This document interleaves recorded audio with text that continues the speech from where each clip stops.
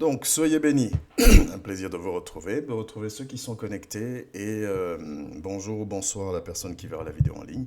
Que Dieu vous bénisse. Comme vous pouvez le voir sur l'écran, le thème d'aujourd'hui, c'est le mariage. C'est un thème très important, très très important. Et pas que pour une catégorie de personnes, hein. C'est un thème qui est très important pour ceux qui sont pas, ceux et celles qui ne sont pas encore mariés, pour ceux et celles qui sont en voie de se marier, pour ceux et celles aussi qui sont mariés. Donc c'est un thème qui est très important déjà pour ça.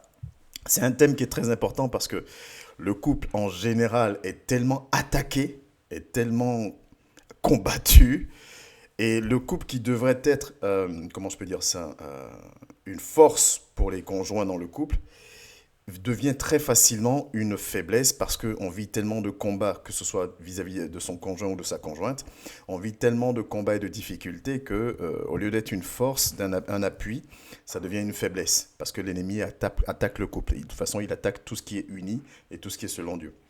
Donc c'est important, je pense, qu'on puisse avoir un enseignement dessus, quelle que soit la catégorie dans laquelle on est, soit on voit d'entrer dans le mariage, soit dans le mariage, ou soit quelque chose qu'on envisage. Quelque chose qu'on envisage peut-être parce qu'on n'a pas encore trouvé le ou la personne avec qui on a envie de faire notre vie. Donc c'est un enseignement qui pour moi a du sens. Et je pense que celui et celle qui voudra vraiment écouter avec une humilité de cœur sincère, comme je conseille toujours de prendre la parole de Dieu, c'est-à-dire que c'est pas une question d'orgueil, on ne prend pas la parole pour valider quelque chose qu'on pense, on prend la parole de Dieu plutôt pour être enseigné, pour pouvoir s'y soumettre. Donc celui et celle qui prendra cette parole-là avec humilité, je pense que cela apportera quelque chose à la personne. Deuxième chose, je ne suis pas un spécialiste du mariage. Je suis certes un enseignant, docteur de la parole de Dieu. Donc moi, je vais m'appuyer sur la parole de Dieu pour vous dire ce que la parole de Dieu nous enseigne, pour nous donner des clés selon la parole de Dieu, pour pouvoir les communiquer. En 2025, il y a tellement de choses qui existent aujourd'hui. Moi, je me conforme à ce que la parole de Dieu nous dit, sans essayer de la tordre ou quoi que ce soit. On va la contextualiser.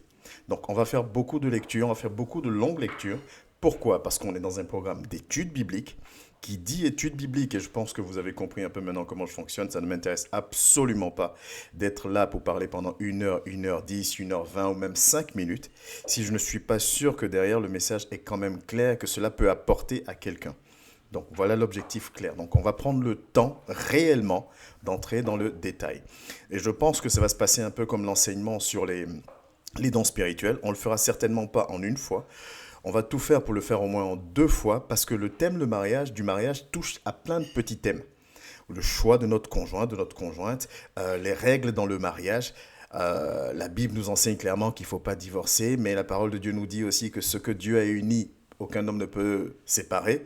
Est-ce que mon union a été unie par Dieu ou pas? Sur quels critères je me bats? Je suis comment? Je suis dans un foyer où on me bat et dans ce cas de figure, on me dit, bon, je peux divorcer, mais je suis dans un foyer où on ne me bat pas, mais là, on me dit que je ne peux pas divorcer. Je fais quoi concrètement? L'Église dit quoi? Qu'est-ce que je dois faire? Parce que dans tel cas, oui, c'est particulier, tu peux divorcer. Dans d'autres cas, non, tu ne peux pas divorcer. Si tu divorces, que tu te remaries, c'est un adultère. Donc, je fais quoi? Dans tout ce micmac-là, qu'est-ce qui se passe? On met quoi dedans? Donc, vous voyez, il y a plein de sous-thèmes comme ça qui sont attenants au mariage et dont on va parler en s'appuyant sur la parole de Dieu. En s'appuyant sur la parole de Dieu clairement et simplement. Paul disait, si je dois plaire aux hommes, je ne suis pas digne de servir mon Dieu. Nous ne sommes pas là pour plaire à un homme ou pour caresser quelqu'un dans le sens du poil, on est là pour parler de la part de Dieu. Et si ce que Dieu me dit est dur, va à l'encontre de ce que je veux ou quoi que ce soit, peu importe. Ce qui est plus important, c'est que sa volonté soit faite.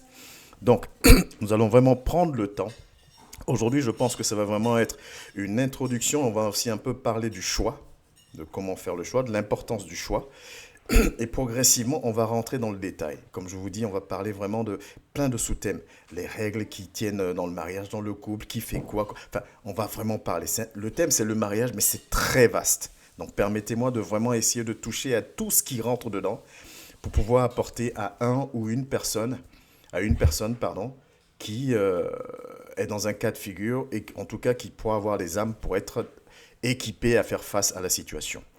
Donc nous allons prier, établir ce moment sous l'autorité du Saint-Esprit, qu'il mette les mots, qu'il dispose nos cœurs et que les choses soient dites selon sa volonté, non pas selon une volonté humaine pour attester ou valider telle théorie, mais selon la parole de Dieu. Seigneur, je bénis ton nom, je te dis encore merci infiniment pour la présence de mes frères et sœurs. Merci, éternel Dieu de gloire, pour la vie de toutes les personnes qui suivront cette vidéo en ligne. Je veux complètement m'effacer, Père. Je veux que tu prennes l'autorité et la première place. Tu sais toi-même quelle est l'importance de ce thème dans nos vies. Tu sais toi-même combien de fois nous avons besoin de recevoir de ta part. Prends le contrôle. Parle au travers de ma modeste personne. Donne-moi la sagesse, l'intelligence de savoir emmener les choses aussi simplement que possible, sans en tordre d'une manière quelconque ta parole. Je veux simplement dire ta volonté. Je veux simplement m'appuyer sur ta parole, Seigneur, et enseigner ce que tu m'as mis à cœur. Que ton nom soit glorifié, que ton esprit règne, que tout ce qui n'est pas de toi, dans le nom de Jésus-Christ, soit ôté du milieu de nous. Au nom de Jésus, Amen. Comme j'ai l'habitude de le faire, je vais expliquer un peu le déroulé du thème. Donc on va commencer par une définition du mariage, parce que c'est important de savoir de quoi on parle concrètement. Après la définition du mariage, on va faire une petite introduction. J'ai plus ou moins spoilé un peu l'introduction tout à l'heure par mon petit discours d'entrée de jeu. Et après, on va faire une petite histoire. L'histoire aurait pu être plus longue, mais je me suis focalisé vraiment, on va prendre le mariage, ou plutôt le choix de la conjointe d'Isaac. On va parler de ça. Et ensuite, on va parler de l'importance du choix. J'espère qu'on pourra faire au moins ces 3 points aujourd'hui. Et la prochaine fois, donc, tous les sous-points qui vont découler de ce thème, le mariage, dont je parlais tantôt. Donc voilà un peu comment nous allons procéder. Qu'est-ce que c'est que le mariage? Tout basiquement, tout bêtement, comme je vous dis toujours, les définitions, je les prends simplement dans le Larousse. Donc vous allez sur Internet, vous tapez le Larousse, vous allez voir les différentes définitions. Et c'est celle-là que je donne pour qu'on sache de quoi on parle. Donc la définition du mariage, selon le Larousse, c'est ça. C'est un acte solennel par lequel un homme et une femme établissent entre eux une union dont les conditions, les effets et la dissolution sont régis par le Code civil. Quand on parle du Code civil, donc on va parler du mariage civil, ou par les lois religieuses, là on parle du mariage religieux. Donc on voit déjà qu'il y a le mariage civil et le mariage religieux. Mais dans tous les cas de figure, que ce soit civil ou religieux, on parle d'un acte solennel par lequel un homme ou une femme, pour être honnête, j'ai pris la décision qui nous parle à nous, parce que je veux parler à des disciples de Dieu, parce que quand vous prenez la définition, on va parler aussi de 2 personnes, donc homme, femme, peu importe. Nous, on n'est pas dans ce cadre-là. Donc, c'est un acte solennel par lequel un homme et une femme établissent entre eux une union, dont les conditions, les effets et la dissolution sont régis par le Code civil ou par la loi religieuse. Moi, j'ai surligné 3 mots dans cette définition. Le premier mot, c'est solennel. Le deuxième mot, c'est union. Et le troisième mot, c'est condition. Donc, solennel, union, condition. Voilà 3 mots simples dont nous parle la parole de Dieu. Solennel, enfin, parole de Dieu, la définition, il faut que je revienne un peu. Solennel, union, condition. Solennel, qu'est-ce que ça veut dire? Solennel, en fait, c'est quelque chose, un acte solennel, c'est un acte qui est célébré avec éclat. Autrement dit, c'est quelque chose qui est célébré, qui est fêté, quelque chose qui est public, qui est célébré publiquement. Okay? On le fait parce que ça présente pour nous une importance. C'est une importance, c'est un jour particulier. On dit souvent on ne se marie pas, on se marie qu'une fois, donc c'est quelque chose qu'on va célébrer, c'est quelque chose on va faire en sorte que tout le monde voit ou vive, en tout cas faire de sorte à communiquer notre joie de ce moment-là au travers de cette célébration. C'est là qu'on va parler de célébration, d'acte solennel. Donc il y a une célébration publique, joyeuse, qui est faite. L'union, on sait plus ou moins ce que c'est que l'union. L'union, c'est une relation existante entre 2 personnes qui forment un ensemble. Une fois de plus, c'est les définitions selon le Larousse. Il faut que je diminue un peu mon débit, je vais un peu trop vite, je ne sais pas pourquoi. Donc, l'union, c'est une relation existante entre 2 personnes qui forment un ensemble. Mais il y a une définition qui m'a plu, que j'ai rajoutée aussi. C'est une conformité de sentiments, de pensée, de comportement entre 2 personnes. Une conformité de sentiments, de pensée, de comportement entre 2 personnes. Quand ces règles sont réunies, on va parler d'union. Et vous allez voir que je ne vous donne pas ces définitions en vain, puisque quand on va rentrer dans la parole de Dieu, quand on va revenir dans notre domaine, on va prendre tous ces éléments-là pour voir que voilà, ça a un sens. Donc l'union, on parle bien de relations existantes entre 2 personnes qui forment un ensemble. Donc 2 personnes s'unissent. Mais ça va pour qu'il y ait union, parce qu'on peut se mettre sous le même toit et ne pas être unis. La preuve, c'est que malheureusement, il y a des couples ou des mariages aujourd'hui qui existent, mais qui ne sont pas des personnes. Ces personnes-là ne sont pas unies. On va parler d'union lorsqu'il va y avoir une conformité de sentiments, donc une cohésion de sentiments, de pensée, de comportement ou entre les personnes concernées. Condition, c'était le troisième mot que j'ai souligné, parce qu'il y a condition dans le mot. Donc la condition, c'est quoi? C'est une base, c'est la base d'un accord. La base d'un accord, comment on peut le définir? En fait, c'est les éléments, c'est tous les éléments qui vont être requis pour qu'il y ait acceptation. C'est-à-dire qu'il y a des règles. Tant qu'on respecte ces règles-là, on va considérer que cet acte-là est un mariage. Autrement dit, si un homme et une femme décident de se mettre sous le même toit, qu'ils vivent ensemble, qu'ils sont mariés, ils ont des projets à long terme. Devant la loi, même devant l'Église, ils ne sont pas mariés parce qu'ils n'ont pas respecté certaines règles. C'est un couple, c'est des conjoints et conjointes. D'ailleurs, on a trouvé les mots, hein, conjoints et conjointes. Mais ils vont être mariés parce qu'il y a des règles qui ont été respectées. Notamment, on va devant le maire, on signe les registres. Monsieur n'est pas, dans le cas où on est dans un pays où la polygamie n'est pas accordée. Là, je parle en règle générale. Je ne suis pas encore dans le cadre spirituel. Donc, il y a des règles à respecter pour pouvoir se marier. Et quand toutes ces règles sont respectées, donc quand toutes ces conditions sont réunies, alors on peut aller au mariage, alors on va définir que notre union est un acte qui est solennellement reconnu, socialement reconnu, juridiquement reconnu. Donc c'est un mariage, parce que les conditions sont respectées. Donc 3 mots dont je retiens. Si je prends une petite fusion, je mets tout ça dans une espèce de shaker que je secoue un tout petit peu. Le mariage, c'est quoi? C'est l'union de 2 personnes reconnues de manière officielle par la loi ou les règles en vigueur. Par la loi ou par la loi civile ou la loi religieuse de manière illimitée. Donc normalement, on ne se marie pas avec dire je me marie à toi pour 5 ans, 6 ans, 7 ans et puis après on recommence ou je change. Normalement, on dit c'est pour la vie et à la mort. C'est ce qu'on dit généralement. Voilà les définitions que vous nous donnez le Larousse. Voilà les définitions que vous nous donnez le Larousse. Mais ce qui est merveilleux et ce qui est beau, parce que moi, j'aime bien entrer dans la parole de Dieu parce qu'on voit que la parole de Dieu ne nous ment pas, en fait, clairement. C'est que même sans rapporter ça, on va rapporter la parole de Dieu puisque nous, on est des chrétiens. Mais quand on prend toutes ces décisions-là, il y a un mot qui va ressortir. Il y a un mot qui va ressortir qui, pour moi, a une importance primordiale, honnêtement. Il y a un mot qui va ressortir. Et ce mot-là, c'est la complémentarité. La complémentarité. C'est ce qui va accompagner toute notre étude biblique sur le mariage. La complémentarité. Et la complémentarité, c'est ça que l'ennemi attaque. C'est ça que l'ennemi biaise dès le début. Parce que si les bases ne sont pas comme il faut, j'ai pas envie de spoiler donc je dis comme il faut, vous allez voir que la complémentarité ne sera jamais soit totale, soit réelle, ou même, encore pire, existante. S'il n'y a pas de complémentarité, il n'y a pas d'épanouissement. S'il n'y a pas de complémentarité, il n'y a pas d'épanouissement. Et pour la 3e fois, s'il n'y a pas de complémentarité, il n'y a pas d'épanouissement. Et vous allez voir que on parle d'union, n'est-ce pas, dans les définitions. Vous voyez que les définitions, je ne vous les ai pas données en vain. On parle d'union. Union, c'est conformité, j'aurais dit, de sentiment. Conformité de sentiment, de pensée, de comportement. Donc, pas que les sentiments. Pas que les sentiments.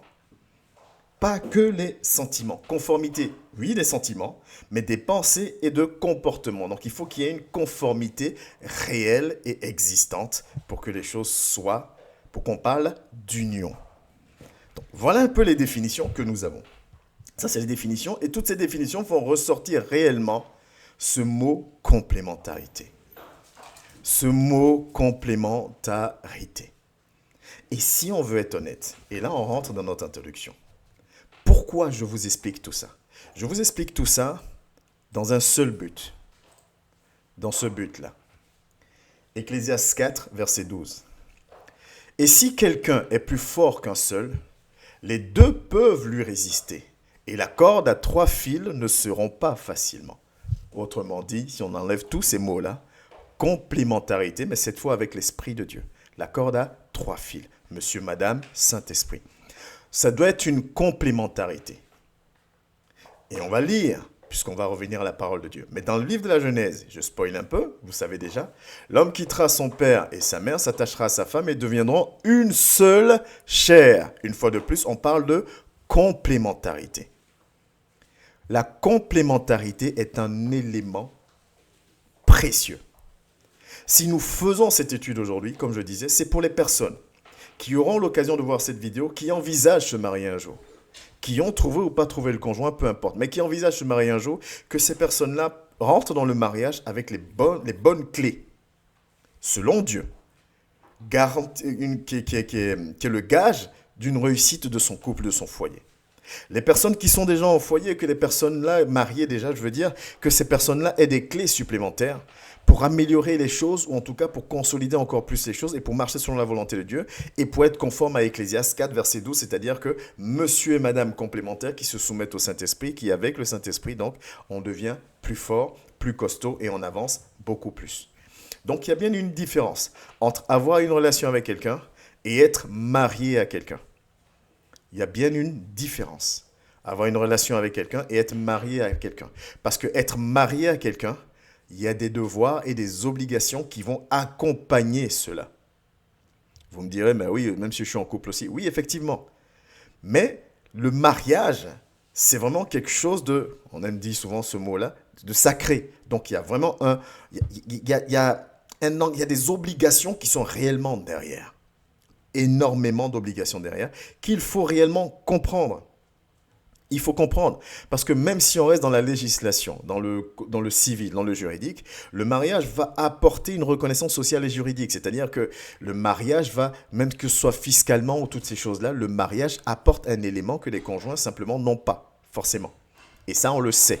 Ça veut dire qu'il y a une différence entre le couple, être juste en couple, en concubinage, et être marié. Et c'est quelque chose qu'on doit comprendre. On doit vraiment faire sa distinction et nous, on veut vraiment se préparer dans les deux cas de figure à être selon Dieu. En tout cas, ne pas tomber dans les pièges de l'ennemi. OK? Donc, quand on comprend tout ce qu'on vient de dire là, à part Ecclésiaste qu'on a pris, qui parle de la corde à 3 fils qui ne seront pas facilement, on n'a pas vraiment parlé de Dieu dans ce qu'on est en train de dire, alors qu'on est des disciples de Dieu. Bah, rien de ce qu'on a dit n'est différent de ce que Dieu a proclamé au départ. Et la parole de Dieu existait bien avant que le code civil ne soit créé ou tout ce genre de choses. Donc tout cela a été tiré de la parole de Dieu. Seulement, quand l'homme intervient dans quelque chose, forcément l'homme rajoute un peu ses petites sauces, il adapte un peu ceci, cela. Comme je vous ai dit, la définition du mariage, si on la prend stricte à ce qui est écrit, on va parler d'union entre deux personnes, c'est-à-dire que homme, femme, peu importe. La parole de Dieu dit homme-femme. Donc il y a toujours des petits endroits où on tord un peu ce qui est dit, ce qui doit être dit ou ce qui doit être fait. Mais quand on revient à l'essence même de la parole de Dieu, tout ce qui est dit, tout ce que je vous ai donné là est complètement conforme à la parole de Dieu. C'est-à-dire que dans l'institution, quand Dieu va instituer cet acte, parce que dans la parole de Dieu, c'est pas écrit mariage à proprement dit, c'est une question de version. Quand on fait les recherches sur le mariage, on va découvrir, oui, c'est écrit 6 fois dans la parole de Dieu. En fonction des versions de Bible que vous avez, le mot mariage n'existe pas, enfin n'est pas écrit. Le mot mariage, je parle.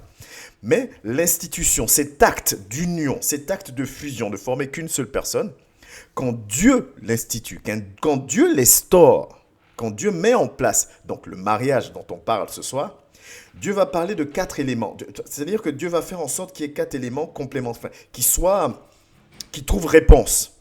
1, la complémentarité, on va le lire ensemble. 2, les sentiments. Donc on tient en compte en fait. Le mariage va tenir compte de toutes ces choses-là. La complémentarité, les sentiments, la solidarité et l'épanouissement. 4 choses. Complémentarité, sentiments, épanouissement, solidarité. Et c'est important de comprendre ces choses. C'est vraiment important de comprendre. Complémentarité, sentiments, solidarité, épanouissement. Mais quand on a dit ces 4 choses, on est d'accord que quand on dit ces 4 choses, c'est de ça que je parlais avec les sous-thèmes, juste avec le thème de mariage. Il y a plein de choses qui rentrent en ligne de compte parce que là, on est en train de parler de complémentarité, de sentiment, de solidarité, d'épanouissement à vie. C'est-à-dire jusqu'à la mort, jusqu'à ce que la mort nous sépare. C'est ce qu'on proclame.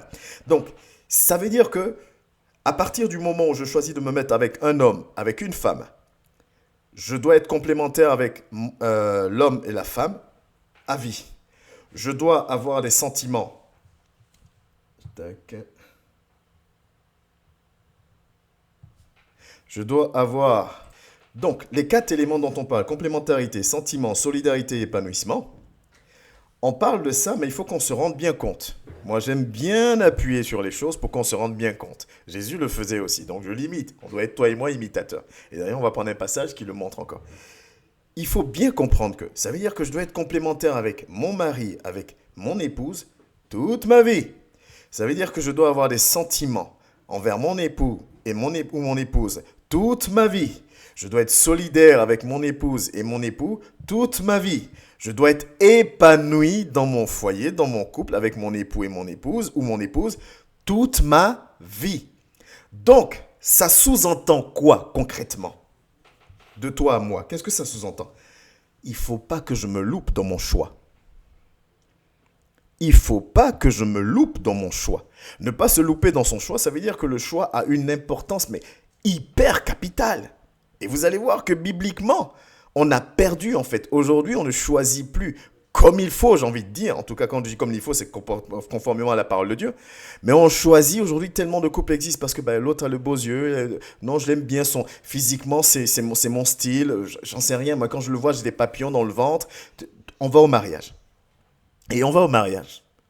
Alors que le choix, je spoil pas. Ok. Alors que le choix a une importance capitale, puisque complémentarité, sentiment, solidarité, épanouissement, à vie, une fois de plus. Bref, la définition, c'est-à-dire, donc ça sous-entend déjà l'importance de mon choix, du choix de départ, que ce soit pour l'homme comme pour la femme. Deuxièmement, ça sous-entend que je dois clairement définir qui je suis, dans le sens où je sais ce que je veux, je sais comment je fonctionne. On dit souvent que si un blessé ou une blessée de guerre rentre dans un couple, dans un foyer, c'est grave, c'est ce qu'on dit. Parce que le blessé de guerre, lui, il se cherche encore. Il a vécu tellement de situations qu'il n'est pas prêt. On va entendre beaucoup d'hommes qui vont dire « Moi, je ne suis pas prêt à ci, je ne suis plus prêt à telle concession, j'ai déjà fait des concessions, voilà ce que j'ai vécu » ou des femmes, peu importe. Hein. Mais si une telle personne qui ne s'est pas encore trouvée rentre en couple, avec tout ce que cela implique comme concession, comme communication, comme complémentarité, comme solidarité, comme épanouissement, on est d'accord que ça ne va pas être possible. Et pour taquiner un peu les mamans, la fameuse phrase de « ça va aller, il va changer ». Il y a beaucoup de personnes qui sont emprisonnées aussi dans le « ça va aller, aujourd'hui dans le « ça va aller, il va changer ». Et la personne n'a pas changé réellement. Ça existe aussi dans le cadre masculin, un peu moins, mais ça existe aussi quand même, donc dans les deux cas de figure. Donc, toutes ces choses-là, c'est-à-dire que je dois définir, je dois savoir qui je suis, qu'est-ce que je veux, qu'est-ce que j'attends. Est-ce que j'ai envie de me marier? Est-ce que c'est à ça que cela m'appelle? Ou est-ce que c'est, comment on appelle ça, une pression sociétale? Il faut être conscient de ces choses-là. Qu'est-ce que j'attends? Si quelqu'un rentre en foyer et que la personne n'est pas consciente que je ne peux plus aller en week-end comme je veux sans avertir un tel, mon conjoint ou ma conjointe, la personne n'est pas prête. Parce que si tu as envie encore de mener la vie que tu veux sans, entre guillemets, rendre des comptes à qui que ce soit, il aurait mieux fallu que tu restes célibataire. Donc c'est important de savoir qui je suis. C'est bizarre, mais c'est important de savoir qui je suis. Et là, j'ouvre une parenthèse. Vous voyez le nombre de personnes qui ne savent pas qui elles sont, qui rentrent en foyer en disant « j'ai trouvé un homme, j'ai trouvé une femme qui va m'aider à me construire ». Le problème, c'est que, parce qu'il y a une exception à toutes l'exception, c'est une exception qui fait la règle. Si tu ne tombes pas sur une bonne personne, si tu ne tombes pas sur la bonne personne, au lieu de te construire, tu seras détruite, tu seras déconstruite. Vous voyez ce que je veux dire? Donc, faisons attention. Donc, je reprends, parce que sinon je vais m'éloigner un peu. L'importance du choix, la définition claire de qui nous sommes, et donc de notre vision. De notre vision. Mais est-ce que je veux des enfants ou pas? Si je veux des enfants, moi, dans ma vision, voilà comment l'éducation que j'aimerais donner à mes enfants. Il faut, une fois de plus, on parle de complémentarité. J'épouse une femme, moi je veux 3 enfants. J'épouse une femme, on est mariés, la femme dit, mais moi je veux pas d'enfants en fait. On fait comment là maintenant? Pasteur, ma femme veut pas d'enfant, on fait comment? Le pasteur va dire quoi? Divorce? Non. En fait, vous venez donner des responsabilités à l'homme de Dieu alors que c'est vous qui avez fait votre choix. Viens, ouais, mais ça, c'est telle situation, c'est tellement compliqué. Est-ce que je peux divorcer? Je ne peux pas divorcer. Est-ce que c'est un péché? C'est pas un péché, machin truc. Et c'est à l'homme de Dieu de trancher en disant non, c'est pas un péché, non, c'est un péché. Non, vous donnez une responsabilité au serviteur et à la servante alors que le choix, c'est pas lui qui l'a fait à la base. Donc le choix est déterminant et important. Et le troisième point que j'ai envie d'émettre aussi, par rapport à tout ce qu'on est en train de dire, c'est la connaissance des règles et la capacité de s'y soumettre. La connaissance des règles, on a dit dans la définition, il y a des conditions qui font qu'on va appeler des conditions. Donc une base, un cadre qui fait que quand tu rentres dans ce cadre-là, on appelle ta relation, on confirme que c'est un mariage. Quand vous répondez à tous ces critères-là, vous signez le livret pour le mariage civil, on vous met l'alliance au doigt si vous partez au mariage religieux. Donc il y a des règles. Donc ces règles-là, il faut que je les connaisse et que je sois prêt ou prête à m'y soumettre. Sinon, zéro. Sinon, zéro. Et là, je reprécise encore mon propos parce que c'est toujours bien et opportun de bien définir dans quel cadre je parle. Je parle à des disciples. Je parle à des enfants de Dieu, à des personnes dont la parole de Dieu dit qu'on n'est pas soumis aux règles de ce monde. Si je ne suis pas soumis aux règles de ce monde, c'est que je suis soumis aux règles de mon Dieu, puisque mon Dieu me dit que je ne peux pas servir deux maîtres à la fois. Soit je le suis lui, soit je suis l'autre. Et donc, si toi et moi disons que nous appartenons à Christ, alors nous, les règles sur lesquelles nous nous appuyons, en tout cas celles auxquelles on se soumet, c'est celles de Dieu. Si je ne les connais pas, si je ne sais pas ce que Dieu attend de moi en tant qu'époux, en tant qu'épouse, dans le mariage, si je ne les connais pas, je ne peux pas m'y soumettre. Donc, tout ce qu'on dit, c'est bien beau. Complémentarité dans tous les sens. Donc, le mariage pensé selon Dieu à la base, à l'origine, hein, complémentarité, sentiment, solidarité, épanouissement. Si pour que ces 4 points-là, à vie, puissent être honorés, puissent être remplis, le choix doit vraiment intervenir. Le choix doit vraiment, véritablement intervenir. Et là, nous allons rentrer dans la parole de Dieu. Mais avant de lire, parce que vous vous doutez bien qu'on va lire le livre de la Genèse, puisqu'il faut revenir à la genèse même du mariage, en tout cas de l'union entre un homme et une femme. Vous savez, souvent, c'est un peu pour détendre un peu l'atmosphère, je ne dis pas que l'atmosphère est crispée, mais vous voyez, on accuse souvent, on dit la femme a fait que, voilà, la femme a mangé la pomme, en plus elle est venue, elle a fait manger Adam, même si Adam n'était pas obligé de manger, bah, il a bouffé quand même, mais souvent on se balance, pour rigoler, on se balance la pomme, la faute. Ah, c'est à cause de la femme, toi l'homme, tu n'étais pas obligé de manger, mais c'est la femme, machin, on se balance, ok. N'empêche que, il y a un élément peut-être auquel tu as pensé, mais là je suis en train d'y penser. Adam a peut-être dit, c'est la femme que tu as mis à côté de moi, Mais Adam, il a-t-il tourné le dos à sa femme après? Non. Il est resté avec Ève. Il a eu des enfants avec Ève. Il a construit sa vie avec Ève. Alors qu'ils avaient perdu le jardin d'Éden, on va dire tout le confort qu'ils avaient, à cause de la faute, peu importe, on n'est pas là pour chercher un coupable précis, puisqu'Adam a marché aussi, mais Adam aurait pu très mieux pu se dire, voilà, rester sur sa déclaration en disant, c'est la femme, machin truc, que tu as mis sur moi, voilà, elle m'a mis dans les problèmes, je suis fâché, je boude, je fais ce que je veux, ainsi de suite. Non, la Bible nous explique qu'ils ont continué à vivre tranquillement leur vie. Plus dans le même confort, mais ils ont continué à vivre leur vie. Jusqu'à la fin. Complémentarité, sentiment, solidarité, épanouissement, jusqu'à la fin. Est-ce que vous voyez un peu? On arrive tranquillement, on va y arriver. Donc, je referme la parenthèse. Genèse 2, à partir du verset 18, nous allons lire du verset 18 jusqu'au verset 25. Mais suis bien comment l'Éternel nous enseigne. Et on va revenir aux 4 points dont je vous parlais. Donc, complémentarité, sentiment, solidarité, épanouissement. L'Éternel dit, « Il n'est pas bon que l'homme soit seul. Je lui ferai une aide semblable à lui. » L'Éternel Dieu forma de la terre tous les animaux des champs et tous les oiseaux du ciel. Et il les fit venir vers l'homme pour voir comment il les appellerait, et afin que tout être vivant portât le nom que lui donnerait l'homme. Et l'homme donna des noms à tout le bétail, aux oiseaux du ciel et à tous les animaux des champs, mais pour l'homme, il ne trouva point d'aide semblable à lui. Alors l'Éternel fit tomber l'homme dans un profond Alors l'Éternel Dieu fit tomber un profond sommeil sur l'homme, qui s'endormit. Il prit une de ses côtes et referma la chair à sa place. L'Éternel Dieu forma une femme de la côte qu'il avait prise de l'homme, et il l'amena vers l'homme. Et l'homme dit, « Voici cette fois celle qui est os de mes os et chair de ma chair. On l'appellera femme, parce qu'elle a été prise de l'homme. C'est pourquoi l'homme quittera son père et sa mère, et s'attachera à sa femme, et ils deviendront une seule chair. L'homme et sa femme étaient tous deux nus, et ils n'en avaient point honte. » Amen. Vous voyez, il y a tellement d'éléments dedans, il faut que je me canalise un peu. L'Esprit de Dieu est bon. Complémentarité. Complémentarité, premier point dont on a pris. Premier passage. L'Éternel Dieu dit, « Il n'est pas bon que l'homme soit seul.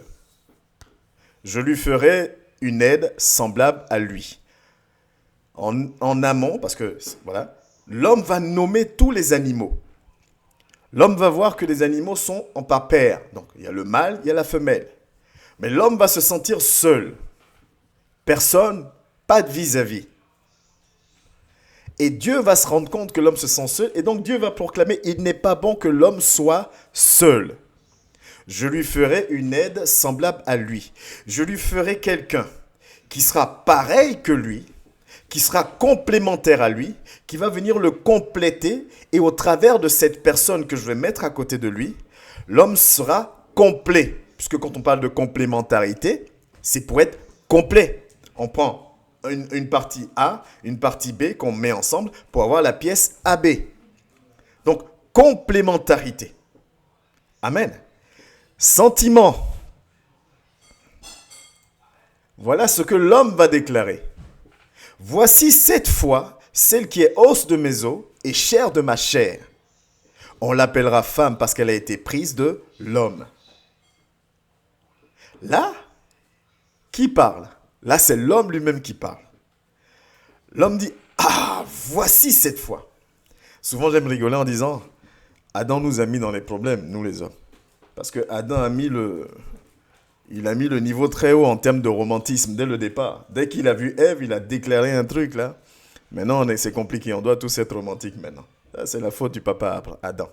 Bon, bref, je referme la parenthèse. Adam va déclarer, il dit, voici cette fois. Celle qui est os de mes os et chair de ma chair. Pour dire, j'ai regardé, j'ai vu toute ta création. Ta création est bonne, Seigneur, il n'y a pas de problème. Mais là, ce que je suis en train de voir, là. Ah non, là, Seigneur, tu as mis le paquet. Là, on parle de sentiment. Vous voyez ce que je vous ai dit, les 4 points. Complémentarité. Dieu dit, il ne faut pas que l'homme soit seul. Complémentarité. Ça vient de Dieu. Dieu dit, non, il ne faut pas qu'il soit seul. Dieu qui est le créateur de toutes choses, qui connaît toutes choses, qui sait ce qui est mieux pour l'épanouissement total. Ah, j'ai lâché le mot, c'est pas grave. Dieu qui sait ce qui est mieux pour l'épanouissement total. Lui-même, il regarde la situation. Il dit non, il ne faut pas que l'homme soit seul. Complémentarité et épanouissement. Pour qu'il soit épanoui, il faut que l'homme ait son aide vis-à-vis son semblable. Vous voyez les 4 points. On parle de complémentarité, on a parlé d'épanouissement. Et là, on a le verset pour les sentiments. C'est-à-dire qu'Adam regarde Ève, le cœur d'Adam bat. Adam a des vibrations. Il vibre sur une fréquence qu'il ne connaissait pas. Il dit, voici cette fois, celle qui est chair de ma chair. Os de mes os. On l'appellera femme parce qu'elle a été prise de l'homme. La solidarité. Regardez le verset 25. L'homme et sa femme étaient tous deux nus et ils n'en avaient point honte. Oh, Dieu est bon. J'aime la parole de Dieu, j'aime comment l'Esprit de Dieu travaille. L'homme et la femme étaient tous deux nus et ils n'en avaient point honte. Solidarité. Il y a à manger, il n'y a pas à manger, on est deux. On avance. Il y a ceci, il n'y a pas celi, on est deux. On est solidaires. On avance ensemble. Et même, je vais vous faire sourire, et même la fameuse pomme d'Adam, la pomme là, le fruit qui nous a causé des problèmes. Ève le partage avec Adam. Solidarité. Ève partage la pomme avec Adam. Donc voilà 4 points. Quand Dieu pense au mariage, quand Dieu établit cet acte, quand Dieu établit l'union, vraiment, toi qui n'es pas encore marié, qui veux rentrer dans le mariage, tiens compte de ces 4 points. Il faut que ces 4 points-là, tu les aies. Ou en tout cas, il faut que la terre soit propice pour que ces 4 points-là éclorent. Complémentarité, sentiment, solidarité, épanouissement. Parce que quand Dieu établit le mariage, voilà les 4 points. Peut-être que si tu fais plus d'études et de recherches, et c'est ce que je souhaite d'ailleurs, je n'ai pas la science infuse et l'Esprit de Dieu ne révèle pas tout à une seule personne. Peut-être que tu en trouveras 5, tu en trouveras 6, 2 points, pas de souci. Moi ce soir, j'en ai trouvé 4. Je te donne les 4 points. Complémentarité, sentiment, solidarité, épanouissement. Si tu veux rentrer dans le mariage, pense à ça. Tu es déjà dans le mariage, pense à ça. Homme comme femme. Homme comme femme. Parce que quand on ne tient pas compte de ces 4 points et qu'on prend qu'un seul point, c'est bancal. Dieu peut faire grâce pour que les choses soient restaurées, pour que les choses aillent dans le bon sens. Dieu est capable de, effectivement. Mais dans le cas où les conditions ne sont pas remplies, tu fais comment? Amen. Si une des 2 personnes seulement a les sentiments, il y en a une autre qui souffre du coup. S'il n'y a pas de complémentarité, il n'y a pas d'épanouissement. Si je ne suis pas épanoui, Mais ça sert à quoi? Je suis juste marié pour dire que je suis marié? On ne se marie pas juste pour dire que je suis marié. Je me marie parce qu'il y a une complémentarité. Et Dieu, qui sait, donc je spoil un peu par rapport aux conditions, mais Dieu sait, et donc Dieu nous a équipés naturellement d'aptitudes, de capacités qui font que chacun apporte à l'autre en fonction de ce que Dieu a mis en lui. En fonction de ce que Dieu a mis en lui. Je vous donne un exemple. Une femme peut se plaindre en disant, mais tu ne joues pas ton rôle d'homme, donc je suis obligé de faire. Pourquoi elle lui dit tu ne joues pas ton rôle d'homme? Parce que l'homme a son rôle et la femme aussi a son rôle à jouer. Mais si l'un des deux ne joue pas son rôle, il n'y a pas de complémentarité, il n'y a pas de ceci, il n'y a pas de cela. Ou peut-être que l'homme va se plaindre et dire mais toi tu veux monter plus haut que moi, tu veux machin, parce que chacun a sa place. Dieu a créé les choses dans une rigueur, une structure parfaite. Maintenant, l'homme est venu rajouter ces choses. Comme toujours, nous, quand on est là, il faut qu'on rajoute, il faut qu'on adapte, il faut qu'on malaxe. Mais la pensée originelle de Dieu, c'est celle-là. Et le sacrifice de Christ, qui au travers de lui nous ramène dans notre autorité, dans notre position initiale, doit faire en sorte que l'enfant de Dieu, l'homme et la femme de Christ, doit recommencer à marcher selon ces critères-là. Que je sois dans le mariage, que je ne suis pas encore dans le mariage, je dois marcher selon ces critères-là pour être sûr que, Ecclésiaste 4.12, que l'Esprit de Dieu soit là, parce que Dieu c'est sa parole, que l'Esprit de Dieu soit là et que je m'épanouisse, que mon couple soit fort, puisqu'il sera combattu par l'ennemi. S'il n'y a pas de complémentarité, l'ennemi s'immisce, il frappe. S'il n'y a pas de sentiment, l'ennemi s'immisce, il frappe. S'il n'y a pas de solidarité, l'ennemi s'immisce, il frappe. S'il n'y a pas d'épanouissement, l'ennemi s'immisce, il frappe. Parce que je ne suis pas épanoui, je ne suis pas sobre. Parce que l'homme, il lui manque quelque chose. Parce que la femme, il lui manque quelque chose. Alors, si tout ça ne se fait pas, qu'est-ce qu'il n'y a pas? Il n'y a pas l'union. Il n'y a pas l'union. J'espère que c'est intéressant pour toi comme ça l'est pour moi aussi. Et là, c'est juste l'introduction. C'est pour te dire un peu comment ça va être intéressant encore à partir de lundi prochain. Donc, il n'y a pas d'union si je ne comprends pas ces choses. C'est pour ça que je vous disais que si on comprend réellement ces choses-là, et on va le lire dans Matthieu, hein, quand Jésus répond à ses disciples en disant « Vous avez compris maintenant ». Une manière de leur dire « Maintenant, vous avez pris conscience de l'importance du mariage ». Mais je ne vais pas rentrer tout de suite puisqu'on va lire ça tout à l'heure. On ne part pas comme ça. C'est pour ça que je dis que ces 4 points-là, implicitement, nous ramènent à des points très importants. L'importance de mon choix. Je ne choisis pas juste en me basant sur un élément, sur un détail. L'importance de mon choix. La définition claire de qui je suis, de ce que je veux, de quelle est ma vision. Puisque c'est 2 visions qui vont se mettre ensemble. Et à un moment donné, il doit laisser place à la vision de l'homme que la parole de Dieu, que Dieu définit comme étant le chef de la famille. Donc, il faut que les visions soient complémentaires. C'est pareil que choisir une assemblée. Donc, ces choses-là, je dois les connaître. Et je dois connaître aussi les règles de fonctionnement. Ok, je rentre en mariage. Je dis que Dieu a béni mon mariage. Je dis que Dieu m'a uni avec ma femme, avec mon homme. Amen. Personne ne dit le contraire. Le pasteur m'a béni mon union. Amen. Mais quand Dieu bénit selon des règles bien précises. C'est-à-dire qu'il dit, toi, tu as ta place, toi, tu as ta fonction, toi, tu as ceci, toi, tu as cela. Si maintenant, nous, on dit que Dieu a béni, mais que chacun marche comme il veut, vous pensez encore que Dieu a béni? Dieu est là encore. Si de la même manière que je ne respecte pas les commandements de Dieu, moi-même tout seul, il ne me reconnaît plus comme étant son disciple, alors si un couple ne marche pas selon la volonté de Dieu, est-ce que Dieu les reconnaîtra encore comme étant de lui? Vous voyez comment des fois on prend ce qui nous arrange, ce qui ne nous arrange pas. La parole de Dieu nous dit, celui qui a et qui garde mes commandements, c'est celui-là qui m'aime. Autrement dit, si tu veux être mon disciple, et il le dit dans sa parole, il dit, celui qui me met pas en priorité, machin au devant de tout, qui ne porte pas sa croix, n'est pas digne d'être mon disciple. C'est ça la parole de Dieu nous dit. Ça, c'est juste pour être disciple. Autrement dit, je peux l'accepter. Je peux dire, je reconnais le Seigneur Jésus comme mon Seigneur et Sauveur personnel. Je peux enseigner, je peux prêcher, je peux chanter, je peux le servir. Mais si je ne respecte pas ses règles, lui il me dit que je ne suis pas son disciple. Il ne me considère pas comme étant son disciple. Et vous pensez que ce Dieu qui est le même hier, aujourd'hui et éternellement ne fonctionne pas pareil dans le couple? Est-ce que ça parle à quelqu'un là? Oh, je me suis marié à l'église. Oui, tu t'es marié à l'église, mais est-ce que le fonctionnement de ton couple, est-ce que ton mariage marche selon les règles définies par Dieu? Est-ce que l'homme respecte ce que Dieu lui a demandé de faire? Est-ce que la femme respecte ce que Dieu lui a demandé de faire? Est-ce que votre union respecte les objectifs que Dieu avait en créant cet acte-là? Complémentarité, solidarité, sentiment, épanouissement. Est-ce que ça respecte ça? Avant de continuer à déclarer que c'est Dieu qui est au milieu de nous. Le respect de la parole de Dieu. Ce sont ces règles. C'est lui qui met ses règles en place. Donc je dois connaître ces règles afin de vouloir, d'accepter de m'y soumettre. Sinon, amen. Sinon c'est compliqué. Sinon je peux proclamer ce que je veux. Ce ne sera que des proclamations. Mais la parole de Dieu est merveilleuse. On va prendre la parole de Dieu, on va prendre une histoire pour attester, parce que toujours se baser sur la parole de Dieu, parce que c'est bien beau de dire les choses, mais c'est bien de rentrer aussi dans la parole de Dieu. On va rester dans Genèse. On va lire Genèse à partir du chapitre, Genèse 24 à partir du verset, Genèse chapitre 24 à partir du verset 1er. Le choix de la femme d'Isaac. Vous allez voir que ça répond à tout ce que je viens de vous dire. Vous allez voir que ça répond à tout ça. Et on va détailler, décortiquer au fur et à mesure. Ce thème, s'il faut qu'il se fasse sur 3 lundis, il se fera sur 3 lundis.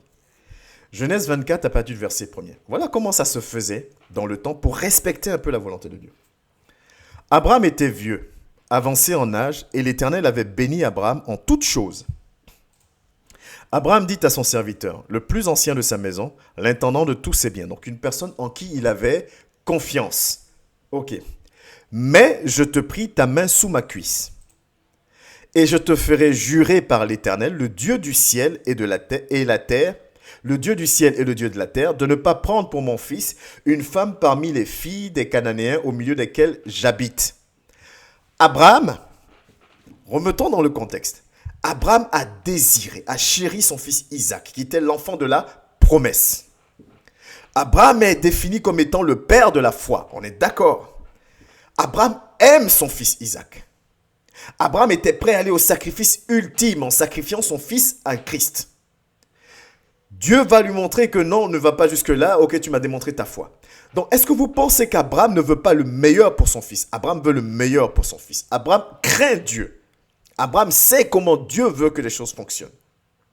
Abraham interdit à son serviteur de prendre une fille à Canaan, là où il vit, parce qu'il a vu comment les choses se passent.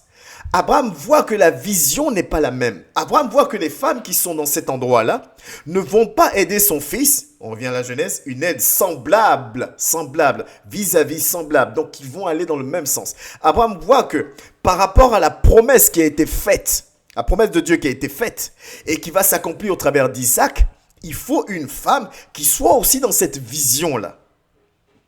Donc, le choix n'est pas juste sur la beauté, sur machin. Abraham regarde, il analyse. Il prend en compte chaque chose. Il fait promettre à son serviteur le plus fidèle. Il dit, promets-moi que tu ne prendras pas pour mon fils une femme, une fille des Cananéens au milieu desquels j'habite, mais d'aller dans mon pays et dans ma patrie prendre une femme pour mon fils Isaac. Parce que là-bas, je sais la mentalité. Parce que là-bas, je sais la vision. Je sais que la personne saura accompagner mon fils. Saura être complémentaire de mon fils. Ils sauront tous les deux former un. Amen. Ils sauront tous les deux former un. Là, on ne parle plus de beaux yeux. On ne parle plus de belles formes. On ne parle plus de 7 mètres de haut, 3 mètres de large. On ne parle plus de finances. On parle de vision. De vision parce qu'il faut être complémentaire. On parle de vision. Ce qui n'existe malheureusement plus aujourd'hui dans nos choix. Dieu fait grâce encore et encore heureux. Continuons. Le serviteur lui répondit, « Peut-être la femme ne voudra-t-elle pas me suivre dans ce pays-ci? Devrais-je mener ton fils dans le pays d'où tu es sorti ?»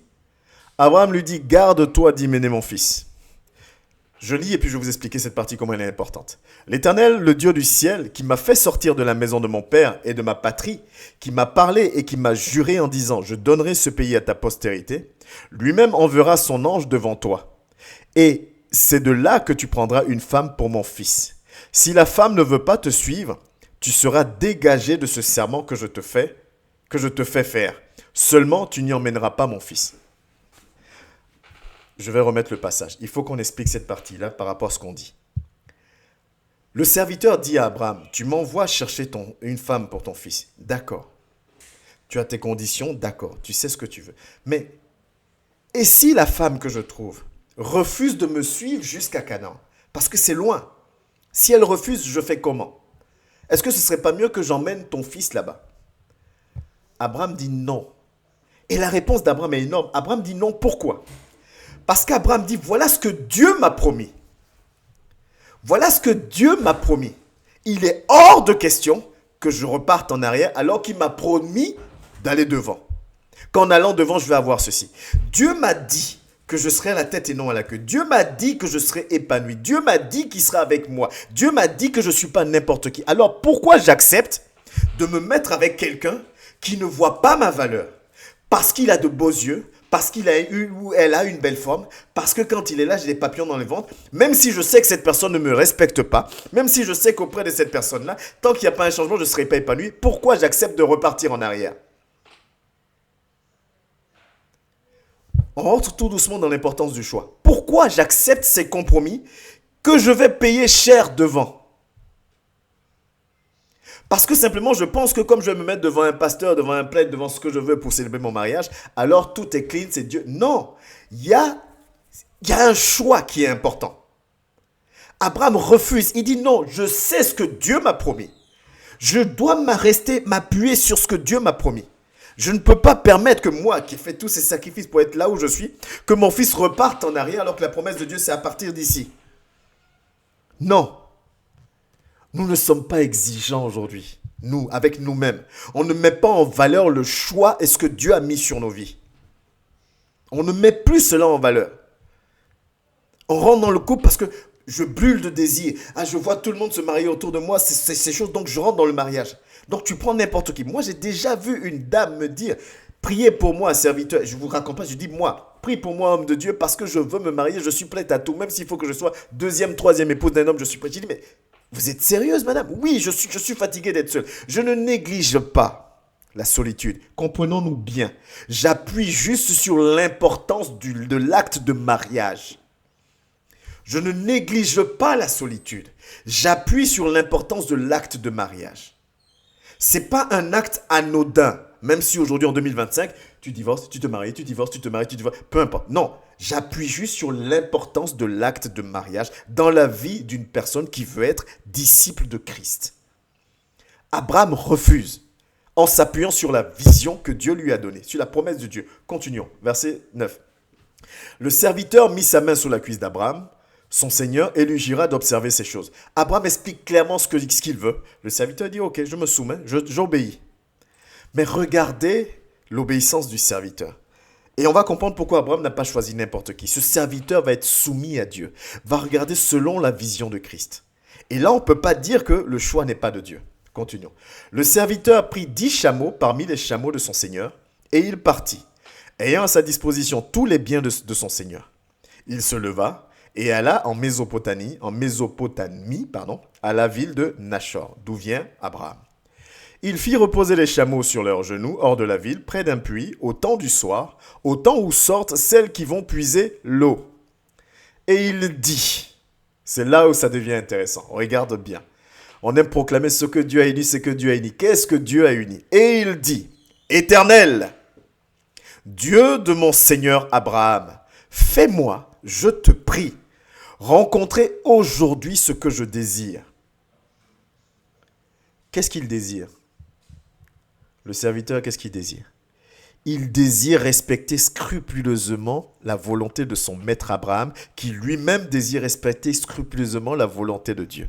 Donc ce que le serviteur dit en disant ce que je désire, c'est ce que Dieu, ce que toi-même tu veux. Permets que ce que toi tu veux s'accomplisse. Amen. Permets que ce que toi-même tu veux, Seigneur, s'accomplisse. Oui, tu as dit qu'il n'est pas bon que l'homme soit seul. Seigneur, je suis fatigué d'être seul. Permets que toi-même ça s'accomplisse. Parce que l'union que tu as créée là, l'acte de mariage que tu as créé toi-même, c'est pour que je sois épanoui, pour que je sois complémentaire, pour que mes sentiments grandissent, pour que je sois solidaire. Donc, ce pourquoi tu l'as fait, accomplis-le toi-même dans ma vie. Autrement dit, le serviteur dit, envoie-moi la personne qu'il faut. Mais au-delà de ça, le serviteur va mettre en place tout un subterfuge. Il se met au puits à un moment où les femmes vont sortir pour venir puiser. Pourquoi? Je ne spoil pas, lisons. Voici, je me tiens près de la source d'eau. Et les filles des gens de la ville vont sortir pour puiser l'eau. Il est en train de prier, hein? Il est en train de parler à Dieu. Il continue. Que la jeune fille à laquelle je dirai, On parle de foi. C'est le serviteur, c'est pas Abraham. C'est le serviteur, c'est pas Abraham. Et j'ouvre une parenthèse, il y a un monsieur qui m'a dit, une personne, une connaissance qui m'a dit une fois, mais à cette époque, ils n'avaient pas la Bible, mais comment se fait-il qu'ils avaient cette foi et étaient soumis comme ça à la parole de Dieu? Comment se faisait-il alors que nous, on a tout aujourd'hui? J'ai dit, mais simplement parce que la transmission était tellement forte. Là, on parle d'un maître et de son serviteur, même pas d'un père et de son fils. Vous voyez comment la transmission était forte. Aujourd'hui, bref, je ferme la parenthèse, c'est pas ça le thème de l'enseignement. Que la jeune fille à laquelle je dirais, c'est-à-dire que même le serviteur manifeste la foi. Abraham, père de la foi, son serviteur manifeste la foi aussi aujourd'hui. Qu'est-ce que tu vas dire d'autre? Son serviteur même manifeste la foi comme le maître. Bref, donc que la jeune fille à laquelle je dirais, penche ta cruche, je te prie, pour que je boive, et qui reprendra, bois et je te donnerai aussi à boire, et je donnerai aussi à boire à tes chameaux, soit celle que tu as destinée à ton serviteur Isaac, Et par là, je connaîtrai que tu uses de bonté envers mon Seigneur. Il n'avait pas encore fini de parler que sortit. Il n'avait pas encore fini de parler que sortit sa cruche à l'épaule, Rebecca, née de Bethuel, fils de Milca, femme de Nachor, frère d'Abraham. Il est en train de prier, Rebecca sort. Lui, il prie. La Bible nous fait la description de celle qui sort. Le serviteur, il prie. Il a une mission, il prie. C'était une jeune fille très belle de figure. Elle était vierge et aucun homme ne l'avait connue. Elle descendit à la source, remplit sa cruche et remonta. Le serviteur courut au-devant d'elle et dit, avant de continuer, elle est venue, puiser son eau, elle a fini, elle part. N'est-ce pas? Elle part. Le serviteur va lui courir après. Il arrive devant elle, puisqu'il a fait une prière. Mais il ne va pas rester les bras croisés. Il a fait une prière. Il ne va pas rester les bras croisés. Il court. Il court vers elle. Parce que j'ai proclamé quelque chose à mon Dieu, il faut que cela se manifeste. Laisse-moi boire, je te prie, un peu d'eau de ta cruche, conformément à la prière qu'il avait faite. Elle répondit, « Bois, mon Seigneur. » Et elle s'empressa d'abaisser sa cruche sur sa main et de lui donner à boire. Donc, ce qu'il a demandé commence à se matérialiser. Quand elle eut achevé de lui donner à boire, elle dit, « Je puiserai aussi pour tes chameaux jusqu'à ce qu'ils aient assez bu. » Donc, bizarrement, ce qu'il a demandé est en train de se manifester. Il dit, celle que tu as choisie toi-même, qu'elle fasse ça, qu'elle fasse ça, qu'elle fasse ça. C'est en train de se mettre en place. Et elle s'empressa de vider sa cruche dans l'abreuvoir et courut encore au puits pour puiser. Et elle puisa pour tous les chameaux. L'homme la regardait avec étonnement et sans rien dire pour voir si l'Éternel faisait réussir son voyage ou non. Amen, amen, amen. Je mets une pause aujourd'hui. Là. L'importance du choix. La Bible décrit Rebecca. La Bible ne décrit pas beaucoup de personnes. Mais quand la Bible décrit une personne en disant « t'es belle de visage, beau, machin », c'est que la personne était « waouh ». Rebecca était clean. Rebecca était belle. Parole de Dieu, on vient de la lire. Amen. Elle vient de l'endroit où Abraham a dit. Les deux conditions sont remplies. Il ne va pas aller chercher une personne moche pour le fils d'Abraham, c'est son maître. Elle est belle. Elle vient de l'endroit où il m'a dit qu'il veut. C'est bon. Il a de beaux yeux, elle a de beaux yeux. J'ai toujours voulu un homme, une femme aisée financièrement. Mais c'est ça. Les critères sont là. Amen, Seigneur. En plus, il s'intéresse à moi. Amen, allons au mariage. Et tu souffres dans le mariage. Pourquoi le serviteur ne s'arrête pas là? Mais la Bible nous enseigne qu'il va observer Rebecca. Pour voir l'attitude de Rebecca. Pour voir sa manière de fonctionner vis-à-vis d'un inconnu. Autrement dit, il va mettre Rebecca à l'épreuve. Elle-même, elle ne sait même pas qu'elle est mise à l'épreuve. Il va voir si cette femme-là répond aux critères de Dieu.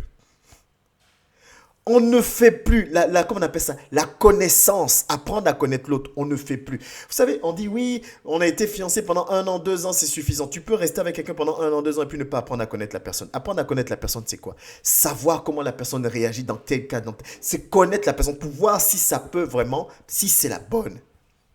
Le serviteur va prendre le temps. Je remets le passage. Il dit l'homme la regardait avec étonnement sans rien dire. Il regardait. Il examinait. Parce que le choix est important. Il a pris conscience que Abraham ne veut pas n'importe qui. Abraham ne veut pas n'importe qui parce que Isaac n'est pas n'importe qui. Et Isaac n'est pas n'importe qui parce que Isaac est le choix de Dieu par rapport à l'accomplissement d'une promesse, de la même manière que tu n'es pas n'importe qui par rapport au choix de Dieu dans ta vie. Alors pourquoi nous choisissons à la hâte ou comme ci ou comme ça? D'aucuns me diront, oui, mais là, tu es en train de parler de ceux qui n'ont pas encore fait le choix et nous qui avons fait le choix. On va arriver sur nous qui avons fait le choix, vous inquiétez pas. Je vous ai dit que l'étude ne va pas durer qu'un lundi. On va prendre le temps vraiment de faire l'étude pour que ça touche vraiment le maximum de personnes par la grâce de Dieu. Et je suis en train de regarder l'heure, je me rends compte que l'heure avance très vite. On n'est même pas encore dans le grand 2 de l'importance du choix. Bon, bref, on parle un peu. Il regarde, il examine, il prend le temps. Mais quand on dit il prend le temps, c'est qu'il le rend, il prend ce temps-là, il le fait, comment je peux dire ça? C'est de manière efficace, efficient. C'est pas juste, oh, il faut quand même 6 mois, il faut... Non, pendant ce temps, je regarde. Oui, elle est belle, oui, elle est belle. Oui, il est beau, oui, il est bien, oui, il est ceci, il est cela. Mais on va prendre le temps de bien voir. Oui, peut-être qu'il y a des sentiments naissants, mais on va prendre le temps de bien voir. Parce que si je m'appuie que sur mes sentiments, peut-être que. Si je m'appuie que sur le physique, peut-être que. Si je m'appuie que... Parce que le couple sera combattu. Et quand c'est dur, on dit quoi? On vérifie la solidité d'un couple au travers des épreuves que ce couple réussit à franchir et à continuer à avancer ensemble. Donc il regarde. Il regarde pour voir si l'Éternel faisait réussir son voyage. Pour l'instant, elle coche toutes les cases. Par contre, il y a une chose. Est-ce qu'elle va accepter de venir? Mais continuons la parole de Dieu. Quand les chameaux eurent fini de boire, l'homme prit un anneau d'or d'un poids d'un demi-cycle et 2 bracelets du poids de 10 cycles d'or. Et il dit, de qui es-tu la fille? Dis-le-moi, je te prie. Y a-t-il dans la maison de ton père de la place pour passer la nuit? Il a observé des choses qui lui plaisent. Qu'est-ce qu'il veut faire? Il veut rencontrer le père de la fille. Ça veut dire quoi? Il va impliquer la famille de la fille. Il va impliquer la famille. Continuons. Elle répondit, je suis fille de Bethuel, fils de Milca et de Nachor. Elle lui dit encore, il y a chez nous de la paille et du fourrage en abondance et aussi de la place pour passer la nuit. C'est-à-dire qu'elle lui répond, mais pense en plus aux chameaux, tout ce qu'il a, les animaux qu'il a avec lui. Alors l'homme s'inclina et se prosterna devant l'Éternel. Parce qu'il se rend compte que, oula, les cas sont en train d'être remplis. En disant, béni soit l'Éternel, le Dieu de mon Seigneur Abraham, qui n'a pas renoncé à sa miséricorde et à sa fidélité envers mon Seigneur. Dieu de mon Seigneur Abraham. Moi-même, l'Éternel m'a conduit à la maison des frères de mon Seigneur. Ça aussi, on en parlera. À partir de quel moment Dieu n'a plus permis qu'on épouse peut-être ses cousines ou machin truc, parce que concrètement, Isaac et Rebecca étaient cousins, puisque c'était la fille du frère d'Abraham. Ok. On en parlera aussi. C'est pour ça que je dis que le thème mariage est vraiment gros et il va découler beaucoup de thèmes dedans. Continuons. La jeune fille courut raconter ces choses à la maison de sa mère. Qui va raconter les choses? C'est la jeune fille. Elle va aller informer ses parents de dire, voilà ce qui vient de se passer. Elle va lui dire. Rebecca avait un frère nommé Laban. Et Laban courut dehors vers l'homme près de la source. Laban, ça vous parle? Enfin bref, on parle de choses. Ok. Il avait vu l'anneau et les bracelets aux mains de sa sœur. Et il avait entendu les paroles de Rebecca, sa sœur, disant, ainsi m'a parlé l'homme. Il vint donc à cet homme qui se tenait auprès des chameaux vers la source. Donc Laban va rencontrer le serviteur d'Abraham, sous la base du témoignage de Rebecca, sa sœur. On est d'accord? Ça marche. Donc c'est Rebecca qui va aller rendre témoignage, parler de ce qui vient de lui arriver. Et il dit, viens, béni de l'Éternel, pourquoi restes-tu dehors? J'ai préparé la maison et une place pour les chameaux. La famille de Rebecca va accepter, comment je peux dire ça? On ne va pas dire Isaac parce qu'Isaac n'est pas là, le serviteur. Donc les conditions sont en train de se mettre. Je suis en train de vous donner des éléments. Peut-être que tout ne sera pas rempli dans ton choix, dans ta démarche, mais aie au moins la sagesse d'observer ces choses ou d'essayer au moins de valider ces éléments concrets. La famille va. Donc le frère de Rebecca prend le relais, il va retrouver le serviteur au puits et sous la base du témoignage de Rebecca, et il va offrir l'hospitalité donc au serviteur. Donc la famille va avoir la même attitude, la même direction que leur fille. Ce qui montre l'éducation, ce qui montre la rigueur, et vous allez voir plus tard aussi. On continue. L'homme arriva à la maison, Laban fit décharger les chameaux, et il donna de la paille et du fourrage aux chameaux, et de l'eau pour laver les pieds de l'homme et les pieds des gens qui étaient avec lui. Puis il lui servit à manger, mais il dit, « Je ne mangerai point avant d'avoir dit ce que j'ai à dire, parle, dit Laban. » On va passer ces passages-là parce qu'il va raconter, donc là il va dire, « Je suis le serviteur d'Abraham », et il va raconter en fait toute l'histoire qu'on vient de voir, ce qui s'est passé, comment Rebecca s'est comportée. Voilà, il va raconter tout ça, on arrive au verset 46, donc il raconte encore tout ça, et tac, tac, tac, si on arrive au verset 49, par exemple, il va dire, « Maintenant, si vous voulez user de bienveillance et de fidélité envers mon Seigneur, déclarez-le-moi, sinon déclarez-le-moi et je me tournerai à gauche ou à droite. » Parce qu'avant, voilà, il leur dit la mission. Puis, je me suis incliné et prosterné devant l'Éternel, et j'ai béni l'Éternel, le Dieu de mon Seigneur Abraham, qui m'a conduit fidèlement, afin que je prisse la fille du frère de mon Seigneur pour son fils. Donc, le serviteur va dire concrètement pourquoi il est venu. Il explique aussi, il rend témoignage, et puis il dit, bon, moi, de tout ce que j'ai vu, franchement, pour moi, c'est Dieu qui m'a conduit, parce que voilà, tous les critères, c'est comporté comme ça, tout est clean. Je viens chez vous aussi, vous vous comportez comme ça, tout est bien, voilà. Moi, en tout cas, ma démarche, c'est celle-là, je viens chercher une femme pour le fils de mon serviteur, de mon maître Abraham, pardon. Voilà. Et donc, dites-moi, moi, je vous ai dit, et là, on arrive au verset 49, je vous ai dit, maintenant, vous me dites, si c'est quelque chose qui vous sied ou pas, dites-le moi, que moi, je sache comment je vais fonctionner. Les choses sont dites. Amen. Les choses sont dites clairement. Maintenant, regardez la réponse. Laban et Bethuel répondirent et dirent, « C'est de l'Éternel que la chose vient, nous ne pouvons te parler ni en mal ni en bien. » Dans d'autres versions, c'est nous ne pouvons te dire ni oui ni non. Ça vient de Dieu. Autrement dit, on se soumet. Il continue, « Voici Rebecca devant toi. Prends et va, et qu'elle soit la femme du fils de ton Seigneur, comme l'Éternel l'a dit. » Ok, contextualisons bien les choses. On parle de quelque chose qui s'est passé, on est dans une lecture de la Genèse, ok? Pourquoi je vous lis cette histoire? Pour appuyer sur l'importance, en fait, de la famille, de toutes ces choses-là. Une vision, ça reste important. On n'épouse pas la famille, d'accord, pas de souci, on épouse l'homme ou la femme avec qui on se mêle. C'est pas ça, il n'y a pas de débat dessus, pas de souci. Mais tout ça, comment c'était fait avant? Que la famille accepte. Et d'ailleurs, c'est pour ça qu'on parle de dot, puisqu'on va en parler aussi de la dot. C'est une manière de reconnaître, de valider, de donner du poids. La famille va venir aussi donner du poids à cette union, valider cette union aussi, pour attester de certaines choses dans la vie donc de ce couple. C'est une bénédiction supplémentaire. Mais la grâce, encore, qui est dans ce passage qu'on est en train de lire, c'est que la famille de Rebecca craint Dieu et montre qu'elle craint Dieu. Et vous vous rappelez comment c'était strict la transmission de la parole de Dieu. Ils disent, nous, on va te dire ni non ni oui. Une manière de dire, on va se soumettre à la volonté de Dieu. Voici Rebecca devant toi. Prends et va. Et qu'elle soit la femme de ton fils, du fils de ton Seigneur, comme l'Éternel l'a dit.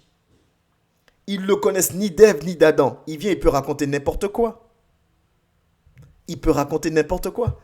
Mais ils vont s'appuyer sur leur foi, sur leur connaissance de Dieu et accepter ce qui va se faire. Lorsque le serviteur d'Abraham eut entendu leurs paroles, il se prosterna à terre devant l'Éternel. Parce que le serviteur avait peur d'une chose, c'est qu'on n'accepte pas quand même, c'est un inconnu quand même, de donner sa fille pour qu'ils partent avec leur fille loin. Mais Abraham lui avait dit, l'ange de l'Éternel va te dévancer. Et sur cette parole, l'ange a dévancé, a tout disposé. Ils ont accepté de laisser partir Rebecca avec lui. Amen. Et il va repartir avec Rebecca. Je n'ai pas envie de vous lire tout le truc, on va avancer un peu. Et il va repartir avec Rebecca. Et si on arrive au verset... Ok, au verset 63. Un soir, qu'Isaac sortit pour méditer dans les champs, il leva les yeux. Donc Isaac, lui, il sait qu'on est parti lui chercher une femme, parce que mine de rien, c'est le principal concerné. La Bible nous dit qu'il lève les yeux, il est dans les champs, il lève les yeux et regarde, et voici des chameaux qui arrivaient. Rebecca aussi leva les yeux, Rebecca leva aussi les yeux et vit Isaac, et descendit de son chameau. Elle dit au serviteur, qui est cet homme qui vient dans les champs à notre rencontre? Et le serviteur répondit, c'est mon Seigneur. Alors elle prit son voile et se couvrit. Le serviteur raconta à Isaac toutes les choses qu'il avait faites. Isaac reconduit Rebecca dans la tente de Sarah, sa mère. Il prit Rebecca, qui devint sa femme, et il l'aima. Ainsi fut consolé Isaac après la mort, après avoir perdu sa mère. Ok. Pourquoi je vous lis ces choses? La rencontre entre Isaac et Rebecca, il faut qu'il y ait des sentiments aussi. Il y a des sentiments derrière. Isaac, il est là dans le champ en train de réfléchir. Isaac est dans le champ en train de réfléchir. Amen. Et il va faire comme son ancêtre Adam. Il lève les yeux, il voit Rebecca.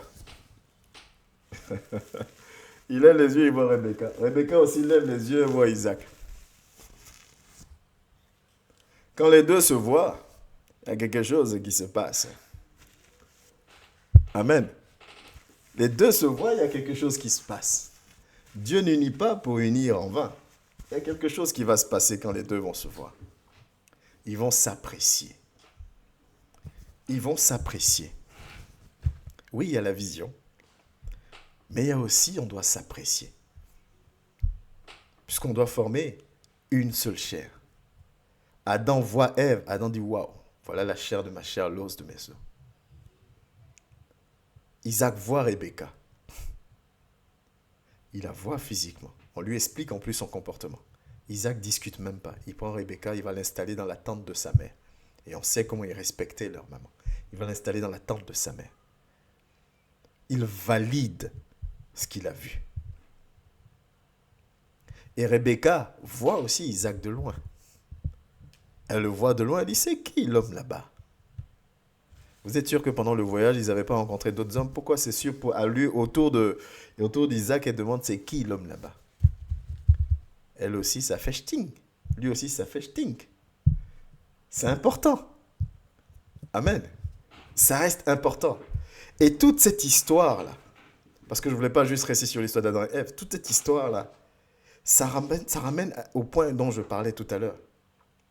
L'importance du choix. Ça, c'est l'un des points. Parce qu'il doit y avoir complémentarité. Il doit y avoir solidarité. Il doit y avoir des sentiments. Il doit y avoir épanouissement. Rappelez-vous du dernier passage qu'on a lu, je vous le remets. Et il aima. Ainsi fut consolé Isaac après avoir perdu sa mère. Complémentarité, solidarité, ça s'apporte mutuellement. Union. Rebecca rentre dans la vie d'Isaac. Elle apporte la consolation. Faisons attention à nos choix ou à comment nos choix sont faits, les critères sur lesquels nous basons nos choix. Aujourd'hui, c'est juste l'introduction du mariage. J'ai touché à plein de points. Et tous ces points auxquels on a touché, on va détailler ces points-là selon la parole de Dieu. Lundi prochain, on va parler de l'importance du choix en rentrant dans la parole. On va prendre par exemple Matthieu 19 du verset 3 au verset 12. On va rentrer dans la parole. Là où Jésus va enseigner sur la répudiation ou le divorce si vous voulez. Et il va insister sur le fait que voilà, vous comprenez maintenant l'importance, le poids du mariage. Mais le poids du mariage par rapport au choix du conjoint. Parce que voilà ce que Dieu veut à la base. Quand il a pensé le mariage, ce n'est pas selon vous aujourd'hui comme vous faites. Il a pensé le mariage par rapport à quelque chose de très précis. Jusqu'à la mort, qu'on forme une seule chair. Et donc lundi prochain, nous allons parler de l'importance du choix. Et découler de l'importance du choix vont découler aussi d'autres sous-thèmes. L'importance du choix. Après les règles dans le mariage. Après toutes ces choses, on va en parler. Là, de toutes ces choses, on va en parler. Pourquoi? Il faut qu'on en parle. Mais pourquoi? Pour résumer, avant de conclure pour aujourd'hui, je fais exprès de vous laisser sur votre faim pour que vous ayez envie d'être connecté lundi prochain et envie aussi de regarder la suite de la vidéo prochainement sur le compte YouTube de l'Église. Mais comprenons, le mariage n'est pas quelque chose d'anodin. En tout cas pour un disciple, pour une disciple. Si je dis oui, selon Dieu, si j'ai déjà dit oui, je dois marcher selon les règles de Christ. Si je n'ai pas encore dit oui, mon choix, je dois le faire de manière à respecter la volonté de Dieu. Parce que mon Dieu veut le meilleur pour moi. Mon Dieu veut le meilleur pour moi. On ne se marie pas parce qu'il n'y a pas d'autre alternative ou quoi que ce soit. Mon Dieu veut le meilleur pour moi, mon Dieu veut le meilleur pour toi. Il y a des éléments à comprendre. Il y a de l'humilité à avoir. Il y a de la soumission, du respect de la parole de Dieu à avoir. J'espère que l'introduction et la petite histoire vous a mis en haleine. Lundi prochain, l'importance du choix. On va rentrer dans les éléments concrets. On va même prendre quelques éléments qu'il faut observer, qu'il faut véritablement observer. Et on va découler comme ça l'étude tranquillement. En tout cas, merci beaucoup pour la confiance de m'écouter. On va faire la prière. On va couper l'enregistrement et pour les frères et sœurs qui sont là, on pourra avoir les échanges en question ou des éléments plus approfondis si c'est quelque chose que vous souhaitez. Donc je vous donne rendez-vous pour les personnes qui verront la vidéo sur le compte YouTube lundi prochain pour la suite de cette étude biblique sur le mariage. Père, je te remercie pour ce moment que tu nous as permis. Merci pour cette introduction sur ce thème. Je prie que ton esprit, Seigneur, accompagne chaque parole qui a été prononcée selon ta volonté dans la vie de tout un chacun. Que nous prenions réellement la totale mesure, Père, de ta volonté initiale, celle à laquelle tu veux que nous revenions, celle à laquelle tu veux que nous nous soumettons. Je bénis la vie de tout un chacun, en couple ou pas en couple. Quand je dis en couple, marié ou pas marié. Seigneur Dieu de gloire, souviens-toi de nous. Que cet élément-là, que tu as mis, que tu as créé, pour qu'on soit plus fort, plus épanoui, plus joyeux, et que l'ennemi veut transformer à chaque moment en moment de désolation, de faiblesse, que Seigneur, nous soyons repositionnés dans le nom de Jésus, au travers de ta parole, au travers de l'action de ton esprit dans nos vies. Que ton règne vienne encore. Merci Seigneur pour ce thème. Merci Seigneur Dieu de gloire pour le lundi prochain que nous allons continuer. Donne encore l'inspiration, la disposition, et que nous puissions recevoir de ta part.